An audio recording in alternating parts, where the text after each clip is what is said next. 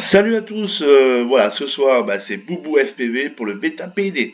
Et je vous montre aujourd'hui comment je fais ma séance de tuning PID et réglage de stabilisation sur un modèle comme le Tyro 99.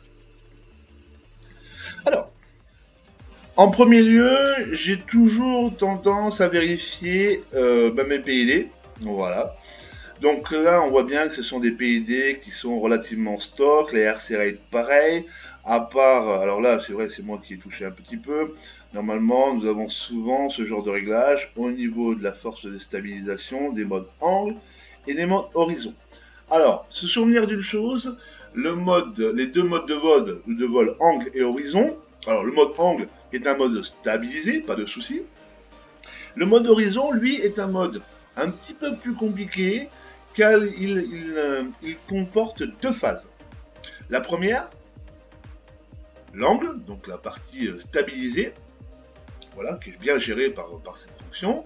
Et la deuxième phase, elle, qui est le mode accro et qui elle, est gérée plus particulièrement par les PID. Même si les PID gèrent et englobent l'ensemble des réglages de votre quadcopter. Alors, ce que je fais en premier, je teste la machine.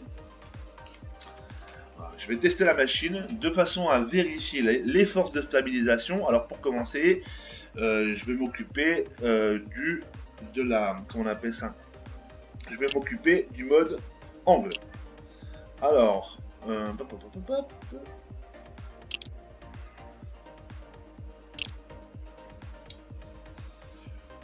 le mode angle qui a une force de stabilisation réglée à 50 points. Donc, ce qui est important pour moi, c'est d'avoir un pilotage stabilisé, en mode stabilisé, assez fluide, avec des retours à plat pas trop rapides. Voilà.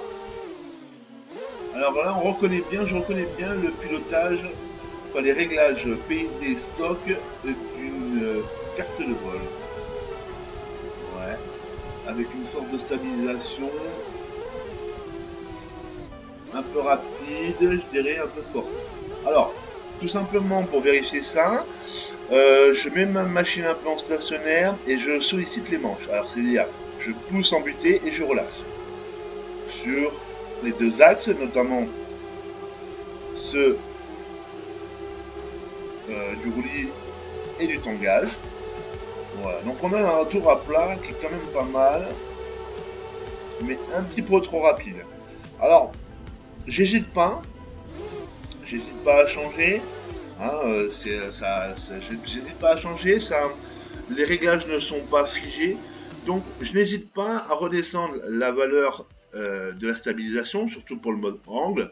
Voilà, et je descends à 40, qui pour moi est un bon réglage de base pour l'ensemble des quadcoptères. Ça vous évitera d'avoir des petites oscillations et certaines vibrations. Voilà. Donc on vérifie de nouveau avec cette fois-ci un réglage à 40 points. Ah, nickel. Alors là, tout de suite, je vois bien, j'ai une différence au niveau de la commande. La stabilisation est moins forte, donc beaucoup plus souple. Alors, à savoir une chose, je vais le dire un peu plus tard. Voilà, là, on est très bien. La machine se comporte déjà beaucoup mieux. Donc, il ne faut pas hésiter. La valeur de l'angle à 40 points est très très bonne. Alors personnellement, je la descendrai un peu plus. Voilà, je la descendrai un peu plus, mais à 40 ça suffit largement. Et alors pour ma part, je descendrai à 37. Maintenant, pour le mode horizon. Donc le mode horizon, je le rappelle, qui est un mode à deux phases. Le premier avec la partie stabilisée et la seconde avec la partie accro. Donc la partie accro, elle, c'est-à-dire qu'au moment où vous allez commencer à faire vos flips, tout ça, le mode accro, lui, est vraiment géré par les PID. Donc pour le moment, on n'y touche pas. Ça sera dans un prochain tuto. D'ores et déjà, je descends à 40. Pareil que pour la stabilisation du mode angle. Et qui plus est, je n'hésite pas à descendre aussi de 5 points supplémentaires. Voire plus. Alors pourquoi ? Parce que il faut comprendre une chose, c'est que dans les modes angle et dans le mode horizon, la force de stabilisation, je vous le rappelle, aura deux conséquences. D'une part, quand vous, selon votre choix, si vous augmentez ou diminuez cette valeur, vous allez non savoir, ça va non seulement agir sur la force de stabilisation, c'est-à-dire que si on descend la valeur, on aura une stabilisation moins importante, mais aussi des commandes beaucoup plus molles, beaucoup plus lentes. Voilà.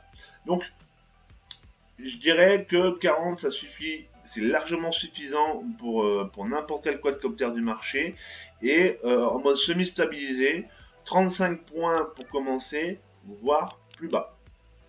Voilà, parce que la force de stabilisation en mode horizon, une fois passé en mode accro, la transition est trop rapide, donc c'est pour ça que je vous conseille de se descendre un plus bas. On va de rester à cette valeur. Donc on va essayer maintenant avec ces nouveaux réglages. Donc, résumé, j'hésite pas à remettre au 0, et voilà.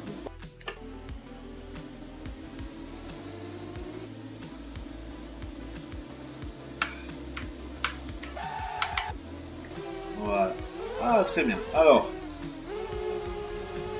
ouais, c'est vraiment bien. À part, je dirais que la force de stabilisation est encore un peu rapide. Ouais, c'est tout à fait. Encore un petit peu rapide.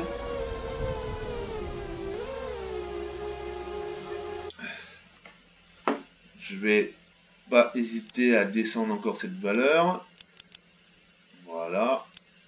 Je fais save, je sauvegarde. On recommence. Ah, voilà. Donc là, on a une manière, une technique de pilotage, on va dire, ouais, un rendu, une sensation plus verrouillée. Ouais, je vais tenter une boucle, très bien. La force de stabilisation est pas trop rapide. Voilà. Donc là, on va avoir une machine qui est quand même rapide sur les axes. Très bien.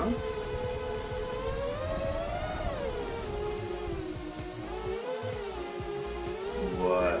Donc, en commençant par ces petits réglages-là, ça améliorera votre apprentissage et la compréhension que vous pouvez avoir sur les forces de stabilisation. Et prochainement, je ferai d'autres tutos pour s'atteler au PID. Voilà, merci.